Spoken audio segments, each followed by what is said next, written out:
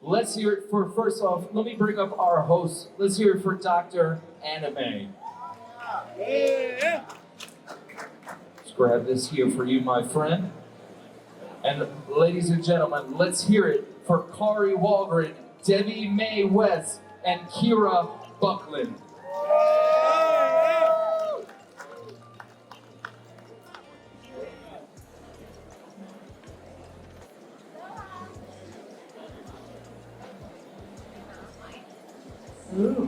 Ooh, aloha. To start off, thank you so much for joining us. I'm sure everybody is really happy that you guys are here and ready to ask a lot of questions. Are you happy? Can we hear how happy you are that we're here? I think we need a little louder. Come on now. There we go. To start off, if you wouldn't mind just introducing yourselves and a couple roles you guys have done. Okay, I'm starting. I'm the first iconic lady. I love that. Okay.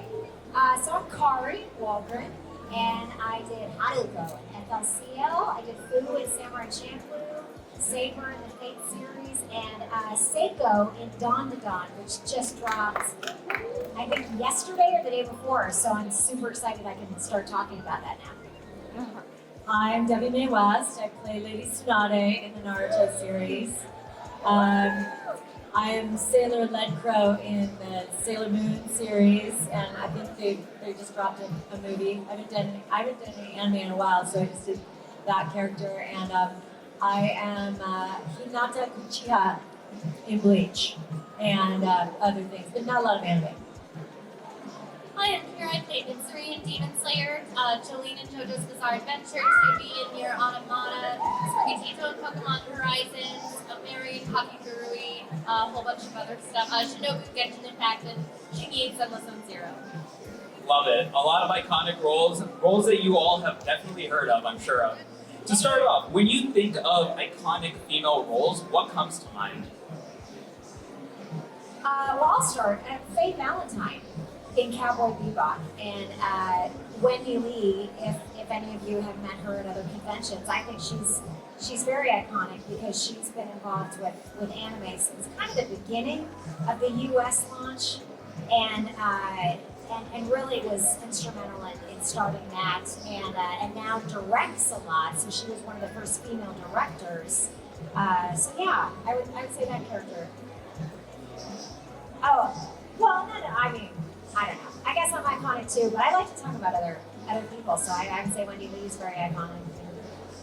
Faye Valentine.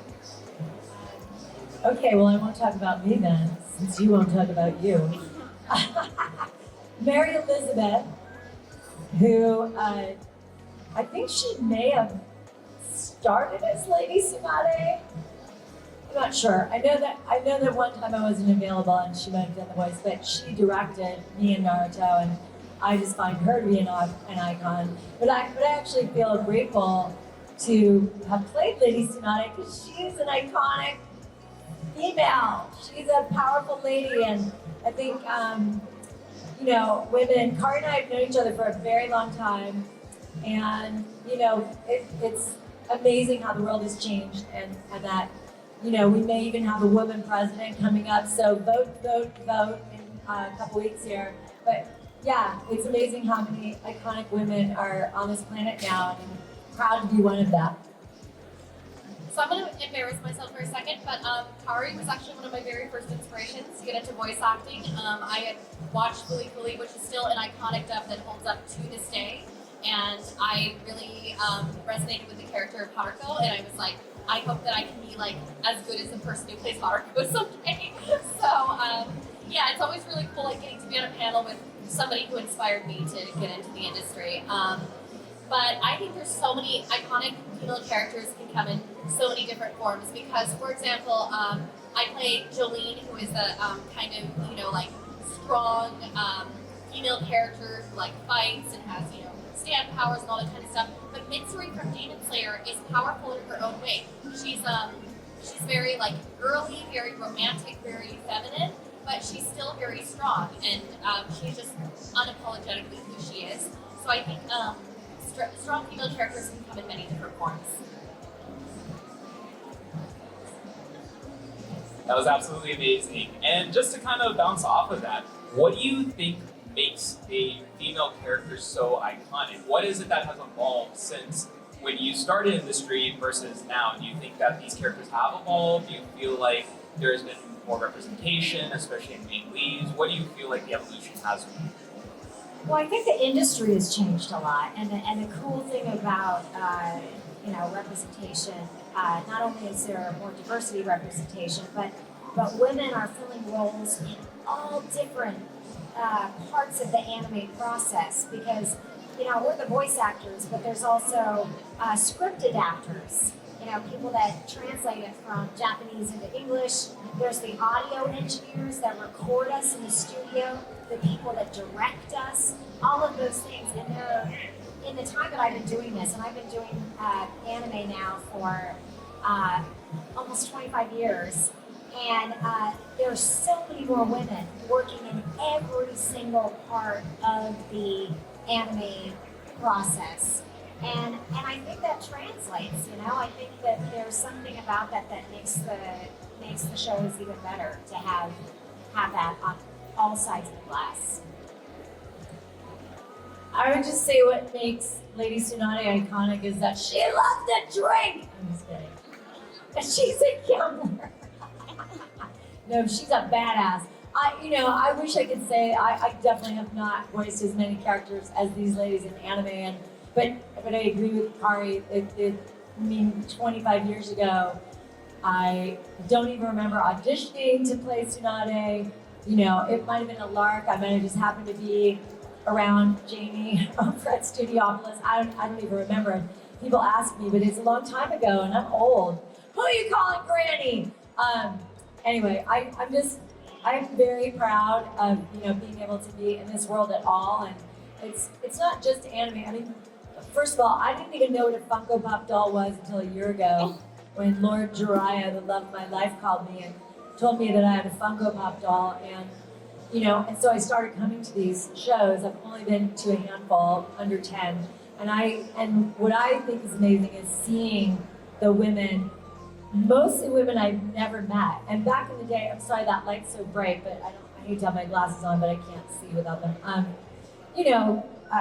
Kari and I met, she was reminding me, because we were in class years ago, and at that time, especially like in the 90s, everyone knew each other in LA, and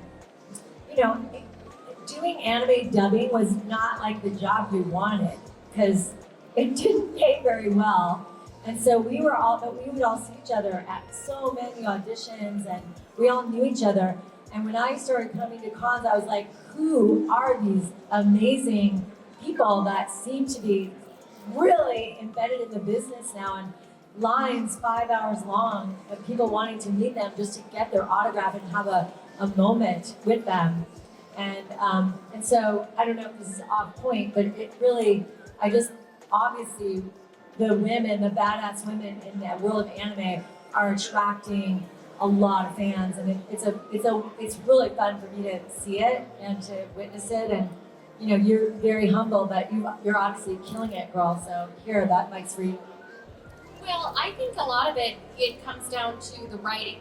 It's like a lot of people come up and they say how much, for example, Nier Automata meant to them, and it's like, well, I just bring to life the words on the page. I mean, that's Yoko Taro's writing and, the character design and stuff like that. But to kind of go back to the original question, I think one thing that makes an iconic female character is someone that's well-rounded, well-written, and someone that women can relate to. I know that in some early shows, there were characters who were mainly, just there for fan service. And nothing wrong with that, but, it is nice when... And as an actor too, it's I love it when it's oh, there's a lot of emotional meat to this character to go into. So, and knowing that, a character can be well-rounded and well-written and a good role model and still be sexy, and that's totally cool. The character design can be anything. It's just who the character is, I think, that really makes them iconic. And do you feel like your characters have made a big impact in pop culture to where you are inspiring these younger audiences to want to pursue some of these fields, whether it be voice acting or even something else that may be more underrepresented? Oh man, well for a long time I think Haruko was definitely inspiring a lot of artists and it was cool because when I started getting into more US animation like Rick and Morty and my very first Disney series that I booked was Super Robot Monkey Team Hyperforce Go. And I was Elva! And I showed up for the first day of the recording sessions, and one of the guys was wearing an FLCL t-shirt, like one of the creators. And I was like, listen, I hate to be the, douchey, but I actually did the voice of that character. And he was like, no way! That character inspired me to get into animation. So it's really awesome when you have full circle moments like that. And I think anime as an art form just does inspire a lot of people, so it's very cool. I find that a lot of women are super inspired. I mean, when I meet my fans, there's a lot of tears, and I cry as well. But I do have a quick little story about, because I played Meryl in Metal Gear Solid, and that was also a very long time ago, but one of the most iconic women characters, females of all time, in my opinion, and I'm so proud. And I was at my first ever anime signing, and this guy came to see me for Meryl, and he had a tattoo of Meryl on his arm. And I asked him why I was on his arm, and he told me the story about his sister passing away from breast cancer, and it is Breast Cancer Awareness Month, so it's apropos. And I just started weeping, and he told me that he almost committed suicide, and that playing my character, not Solid Snake, but playing Meryl, saved his life. And we hugged and we cried. I mean, I'm getting chills. And then we had a Metal Gear Solid convention last year, and the guy showed up again with this giant poster, and he goes, I don't know if you remember me. And I was like, oh yeah, I do, the tattoo guy. And I signed his arm, and he went and got it tattooed on his arm. That day I saw it on Instagram. But yeah, so I think that's encouraging that even men are, encouraged. And I also, at these cons, I meet a lot of people who want to get into voiceover business. And, I never recommend it, but hey, I'll give you advice if I can.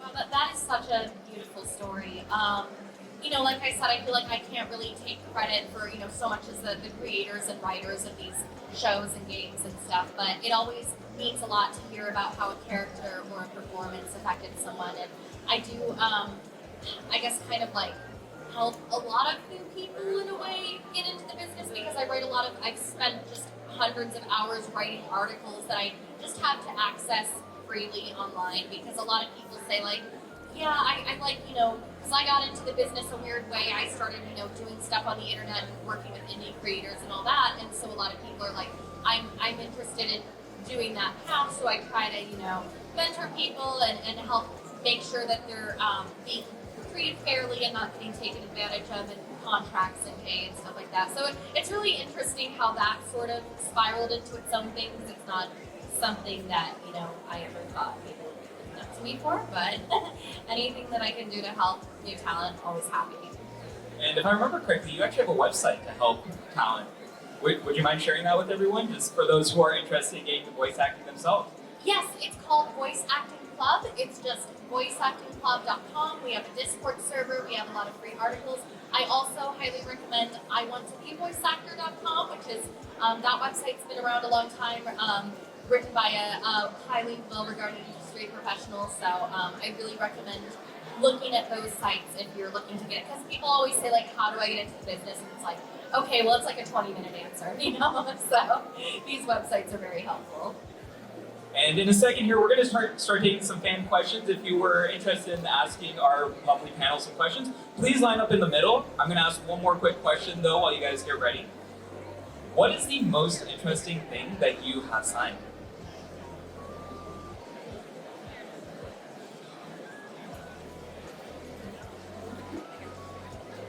I'm thinking,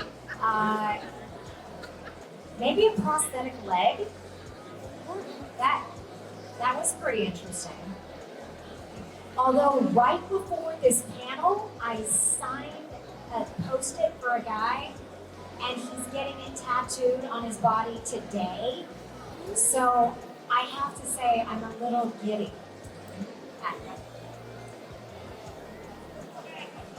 I think mine would have been the arm, the real arm, signing the arm under the Meryl. Well, I mean, I've signed some rare JoJo merchandise, which is someone who really loves JoJo. That's very special to me. I got to sign a car once. I would love to sign more cars, and I own a rare car, so I want to get my car signed someday. But yeah. Anyone interested in asking our lovely panel any questions? Come on up, don't be shy. Would you mind introducing yourself? Yeah, my name is Ryan, and my question is for Karen. I'm sorry, I'm very bad with names. Kari like Ferrari? Yes, Kari Wahlgren, and it's for pertaining to Mortal Kombat. How difficult was it not only playing Kitana and Melina, but having to do that raspy voice when you do your monster voice with Melina? Yes. How difficult was that for you? You know what? That's a great question. Because when people ask me what the hardest character I've ever done is, Melina is one of them. Because when I first got cast as Melina, I had already done Kitana, and they booked me for 4 hours, because you can be booked as an actor for up to 4 hours for a voiceover session. And I could only sustain the Melina voice for 2 hours. And then my voice started to kind of shred out, right? So after that, they would only book me for 2 hours on any future sessions. So it was very challenging. And luckily, they were cool enough to just make sure that they wouldn't book me for too long, because it's just too hard to do that.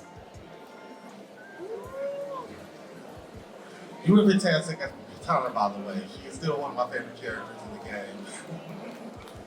And just to hop off that question real quick, have any of you had to go to a doctor due to injuring your voice? Yes, I play Maya Shadow Song in World of Warcraft, and she sent me to surgery. So I too am only booked for 2 hours, and it was actually a real bummer because I still play that character, but she's gnarly, and she's gnarly on my voice, and you can hear it. I can barely talk after a day of this. So yeah, those games are hard on our voices, and we definitely do not get paid enough for them, and that's why there's a strike right now. So a lot of you, if you follow any of my socials, will know that Jolyne, Cujoh, and JoJo's Bizarre Adventure was like the biggest dream role in the universe. I wanted to play this character like more than anything. JoJo's my favorite franchise, and so when I booked it by some miracle, I really wanted to do the original justice. The original Japanese actress, Fairouz Ai, was also a huge JoJo fan. Jolyne was her dream role as well, so it was like really special, and she just went hard. And in one of the scenes where she's doing the fight with Westwood, she had posted, or there was an article or something about how her throat bled when she did that episode. And spoiler, same thing happened when I did that episode. So I didn't actually go. I just tried to, be like, oh, can I vocal rest for a couple days? But it was hard because we had really, really tight deadlines for that show. So, yeah. And what's your name? My name's Rashi. Hello. So one thing I want to say was that once Akira is like I realized where I recognize your voice from. I grew up watching early 2000s YouTube. Oh no. I'm not gonna make the series. I don't know if you want the series, but like I grew up listening to your voice like during like my high school years. So like upon learning that you had like made it, it was ice hot party. Like I was just like, oh my god, it's like my childhood. That means a lot. I mean, it's always weird to me when someone's like, oh, I grew up listening to your voice, because I'm like, oh yeah, I guess I've been doing this a while now, but it doesn't really feel like it compared to, some of the people that I look up to, so.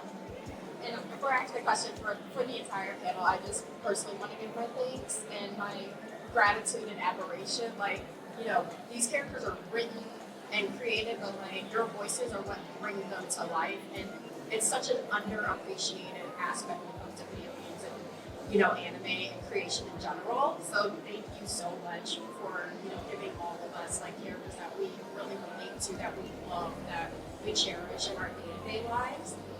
So with that, my question is, are there any roles that you, like any characters that you want to voice like in the future, that you could see yourself kind of like voicing any like upcoming series? Yeah, I mean, I always joke I'm never allowed to ask for anything else in the universe since I booked Jolyne. Like, Feels like that okay. one role. Yeah, exactly. I mean, I'd love to one day be in Smash Brothers, which I know is a tall order, or Guilty Gear, or Evangelion, or like something like that. But you know, I feel like I can't be too picky because I got the series that I love the most.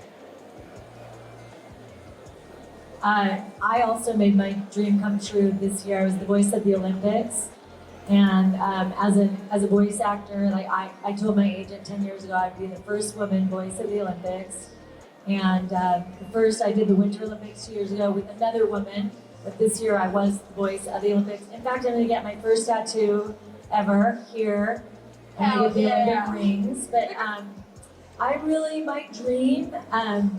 My first big job was playing Lucky on 101 Dalmatians cartoon series back in the 90s, and I actually matched the voice of the original actress who I met at a bar when I was singing in a band, and she told me that voiceover was too hard to get into and that I would never make a living at it. And she didn't say it meanly, she was just being realistic, because at that time, there were about 5,000 people only doing voiceovers, and now there are hundreds of, thousands and thousands and thousands. And but I matched her voice, and I grew up being a Disney freak, and so my dream above being the voice of the Olympics, because I feel like I could die and go to heaven now, but would be to voice and sing some sort of like Ursula the Sea Witch kind of character in a Disney film, from my mouth to the Love Intelligence's ears. Thank you. I would maybe want to do something, Gem and the Holograms. If they ever relaunch something, some reboot, something like that. Because I played with those dolls, and I watched that cartoon series, and oh yeah. I could sing you whole Gem songs. Thank you guys for your time. Great question and thoughts. Thank you. Thank you so much for taking the time to come to this pod and have a safe trip back home.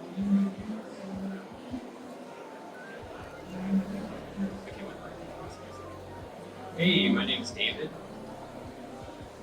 So I have a question so this one's mostly geared towards Kira, but so how does it feel when you hear your voice in like a game or a show or anything? Because I know there's like the Near Orchestra concert, the end of that, that's like playing in DC later this month. So it's like, how do all of you feel when you're like playing or watching something that has your voice? Is it like jarring, or is it taken out like, oh, I remember when I was shooting that scene and I, hated the day or whatever? Like, does it feel weird? I mean, I think it's really cool for the most part. I think there's always part of your actor brain that's going to be critical of your performance. When we work on a lot of things, you think sometimes, oh, I'm going to remember that I had to do this line 20 times, but then realistically you don't, because it takes so long, especially for games to come out most of the time. But I always made my character in a game, and no matter how bad they are, I mean, no one used my character in Street Fighter V, but I'm like, I'm going to make her. So I do like, I'm on hiatus now, but I stream on Twitch and Genshin Impact and Zenless Zone Zero. Of course, I made my characters, and even before people used Cookie Shinobu and all, it was like, I will find a team and use Cookie Shinobu because of course I want to use my character. But yeah, I think there is kind of, sometimes you definitely get used to hearing yourself. I know when people are first starting to do this, they're really like weirded out by hearing their voice because you hear yourself differently than you sound to other people. But you get used to when you edit your auditions day after day or whatever. But I think yeah, sometimes, especially with my old stuff, I may be more critical because I'm like, oh, I could be a better actor now because you've done that scene better. But you know, it is what it is, and you were hired for that job, and you just gotta roll with it. It's nice to hear that I'm not the only one that self-judges my acting. But yeah, that happens. But yeah, I think when I first went to music school before I did any voiceovers, and the first time you hear your own voice on tape at that time, it's weird. I mean, right now the sound of my voice sounds, I'm like, wow, I'm really fucking hoarse right now. But yeah, it's odd to hear your voice, but it's incredibly wonderful as well to know that when your voice made it and was printed on something. I don't know. I never get used to it. Like it always kind of like is this surreal moment. Like I have a little guy who's 1.5, and he got sick, and I had to take him to the pediatrician. And we're sitting there in the lobby, and they have a TV going, and Spidey and Friends comes on, and it's like Spider-Gwen. I don't know. They just came in here, and now you gotta help out the police force. And I was Detective Stacy, and my voice is coming out of the TV, and it's like, what? Wow. And then my kid threw up at me, brought me back to reality or something like that. So yeah, I don't know. I never get used to it. In kind of a nice way. It's kind of like, whoa, this is my life. Is this real life?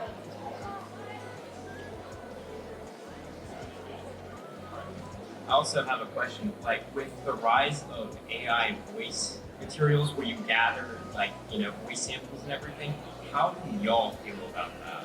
Oh, we're very concerned. We're very concerned. And the biggest thing I can say to you all is that if it makes a difference to you, if you care about the people that are doing a voice of a character you love, you got to put it out there on social media. You know, if you read an article about a company that's just wants to do away with voice actors and just do AI, hitting them up on social media and saying, like, we really like these performances. It's important that they know that it makes a difference to you. Totally agree. I had a conversation that scared the hell out of me recently. We all use something called Source Connect to be, virtually recording with a recording studio live. And the guy who developed it is also a friend of mine. And he basically said that a company that's creating AI voices can take 15 seconds of any of your voices. It used to be they needed a lot more, but all they need is 15 seconds of any of our voices, and they can create an entire AI voice. And it's happening. There's no stopping it, actually. But I try to look on the bright side. I'm kind of older, and records. When I was a kid, we listened to tapes, records, CDs came, and records disappeared. I sold my entire record collection, and now I kick myself in the ass. I had to recollect it, and then Spotify. But look, people went back to records because it sounds genuine. It's the actual recording of the music, of the song, of the singer, of the band. And I think that AI is going to happen. It is happening, and we all may just see a bizarro world. I don't know. I'm not sure I'm ready for it at all. But I think that there will be the people that love the real deal. I received a demo from NBC when I was working on the Olympics, and they said, oh, can you do this spot and kind of sound like that? And I was like, who is that? And I was like, why did they send me that? Because it just didn't make sense. And the next day I was like, oh shit, that was an AI demo. And it was a woman's voice, and they just wanted tone and just the acting. I don't even know, whatever. And I finally realized it, and I asked the producer, and he goes, oh yeah, we made the demo with an AI, but of course we're going to use your voice. But that's happening. It's scary. And I hope we all still have jobs in a year.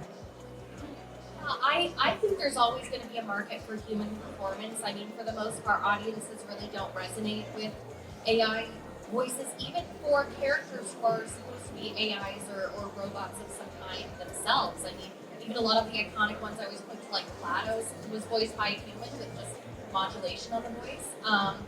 But that being said, unfortunately, some companies, they see it as, oh, we can save money by cutting it. I mean, we're literally like in the middle of a strike right now for this about video games. But I always say for anyone who's getting into the business or working, it's very, very important to protect yourself. There's a group called NAVA that has a AI contract language that you can ask your clients to sign. They're currently working on like a union contract as well with AI protection. So it's just really important that you have yourself covered when you're working on jobs. And yeah, it's the biggest thing about that, whether it's voices, art, any creative stuff, is so much of it is built on stolen work. So like my artist friends, for example, people will feed their art into AI generators so they don't have to pay them for a commission, and it's very unethical in my opinion.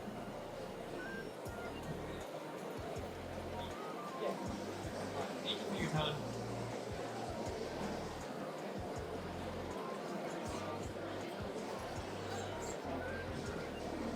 I'm Tyrone, I live nearby, so I actually don't have a question. I have a fanboy. I showed up late to the party.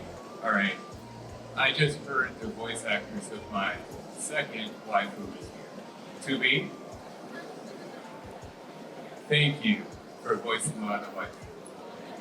I love combat androids. That was a very heartfelt story. I felt everything her and Inez were going through along the way too. Made me think of my career doing things. So, thank you.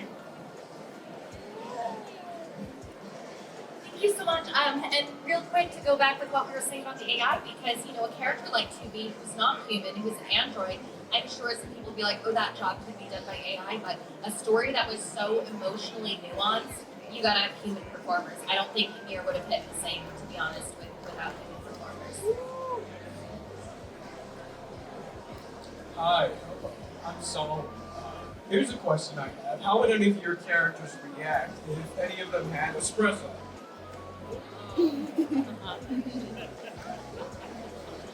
I feel like Haruko is always on espresso. They would definitely all talk a lot faster. Yeah.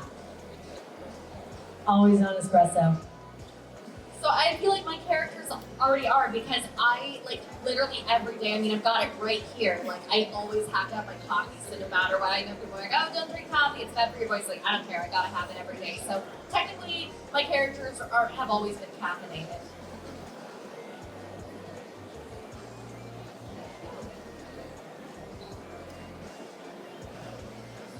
Hello, I'm Christian. So, if y'all could have a superpower, what would that be and why?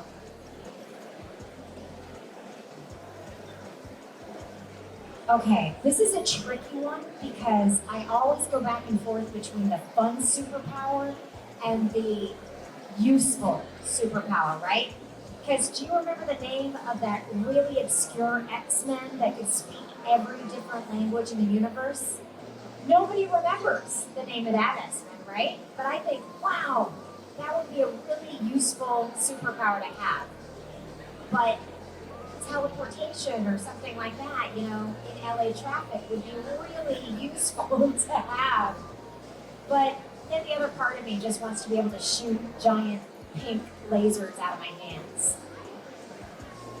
Cool. I actually have a superpower, and it's just spreading love and joy. So I have my JoJo stand power. I've decided it's turn any liquid substance into coffee. But I also want to cheat and say time travel because I literally own a time machine. So fun fact.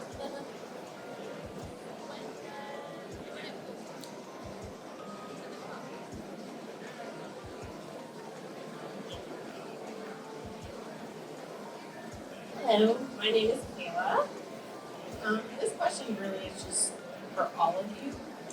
What is or what was the most demanding role that you ever did down this moment, physically and emotionally, the way it was written?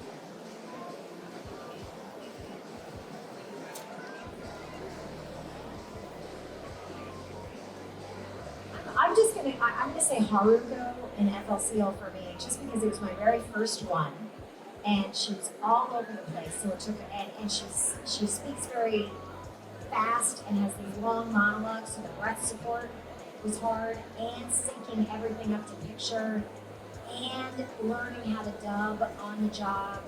So that was probably one of the hardest for me. Yeah, my first session playing Lady Tsunade was also my first dubbing session, and so I was learning on the job. And the first scene that I had to read, basically my brother and my lover had been killed. And so I had to kind of get very emotional, and so that was challenging. And then also my Shadow song is the most challenging voice I've ever had to do. That's amazing that both of your first dubbing jobs were like these iconic characters. I'm always like, I hope nobody ever sees my first dubbing jobs. Thankfully, the stuff that people know came a bit later. But I mean, I want to say Jolyne because it was a very, very vocally stressful role, which I knew and was prepared for going in. Like I knew like this role is going to change my voice, and I have texture in my voice now that I didn't have as much before. But you know, for a character that I literally wanted to play for 8 years, I'm okay with that. And just emotionally, because so much was riding on it, because it's like, I felt like getting the job is only half of it, right? Like then when you actually get the job, you have to bring it, you have to prove that like, no, I was the right choice, you can believe in me. So there's just a lot riding on that physically and emotionally.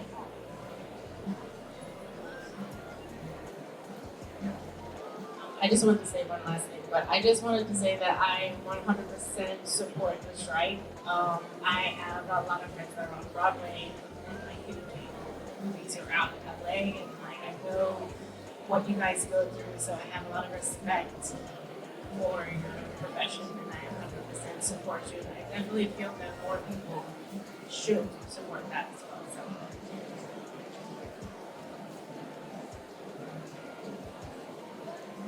Hi, my name is Rennie. This is a question for everybody, but it's kind of a two-parter. With the rise of a lot of like teenagers and adolescents watching anime, how does it feel to be like a role model for just like women in general in that field? Because I'm a teacher, and so all of my middle schoolers are like, I love anime so much. And so how does it feel doing that? And then also, how does it feel? Because a couple of the characters that you guys voice to me are very queer-coded, like I'm thinking Jolyne, and Fu to me, from Samurai Champloo, I resonated with her at such a young age. So just how does it feel to also provide that queer representation when you can? I mean, it is kind of a two-parter question, because as far as being, you know, an example to younger women coming up, sometimes when I think of a couple of the animes I did, I'm like, oh, okay, that one, are you sure? Okay, are you sure? All right. But maybe that's just me getting old. You know what I mean? But other characters that I've done, I'm like, man, I'm honored that another generation is being inspired by those characters. And as far as, you know, I am so honored if any character that I have done is remotely inspiring or affirming for anyone on the queer spectrum. You know, I am such an ally for that, and so yeah, it's a great honor. It's a great honor. So that means a lot that you said that. I've never worn this t-shirt ever. And the only reason I'm wearing it is because I'm at this tattoo show. I have to say that I get embarrassed often by the art that people bring me depicting Lady Tsunade's gigantic bosoms, because even though I can be a hardcore woman, I am very shy, weirdly. Like I'm the most outgoing shy person you'll ever meet. So I have met 7-year-olds to 70-year-olds who are huge Naruto fans. I've met generations of families at the same time, and I'm kind of shocked sometimes at the age with which people let their children watch these shows. So, you know, I have to say I'm weirdly wearing this because I just thought it was appropriate for here, but it is hard for me, and I like this is the first time I'm selling Lady Tsunade anything. I usually don't, but I just, because it's this tattoo show and it's kind of outrageous, I thought that I could, but normally I'm very pulled back in that part of the world. And again, I don't play as many characters as these ladies, so they probably have a lot more to say. Go. Well, I think it's always nice to be inspired by someone. I've certainly been inspired by a lot of people. I would just caution for everyone against like idolizing anyone because we're all flawed humans, and I think it's so easy to get disappointed if you're like, oh, I look up to this person and I'm doing what I do because of them, and then they do something that disappoints you or whatever. So I think it's good to just always like keep that in mind. But it does mean a lot if people say like, oh, you inspired me. And in regards to the second part of your question, I mean, obviously I can't speak to like only the creators know like specifics about their character, but at least with the English performance, I feel like I'm obviously putting some of myself into this performance by default, so people resonate with that part of the character. That's really exciting to hear. Thank you so much. My middle schoolers are gonna freak when I tell them I talk to y'all. So great. And by the way, you are doing the hardest job in the world as the daughter of two parents, or as the daughter of two teachers. So thank you for what you're doing. Thank you, thank you, thank you, thank you. And on that note, our panel is over. Thank you so much for joining us. Thank you, guys. Everyone, please give them a loud applause. Thank you guys so much once again. Thank you, guys.